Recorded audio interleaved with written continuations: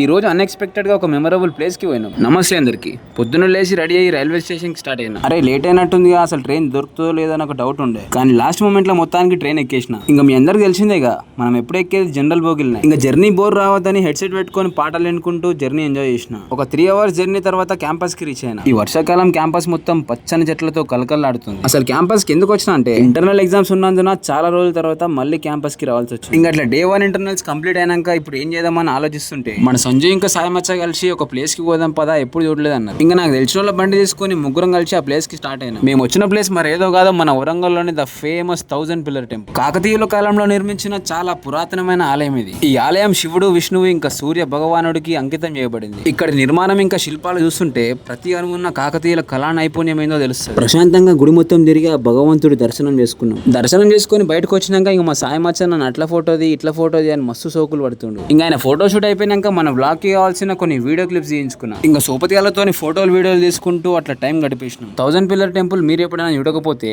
ఈసారి వరంగల్ పోయినప్పుడు ఖచ్చితంగా విజిట్ చేయండి. ఒక మంచి ఎక్స్పీరియన్స్ పొందుతారు. ఈ రోజుకైతే బ్లాగ్ ఇంతే. మళ్ళీ ఇంకో వీడియోతో రేపు మీ ముందుకు వస్తా.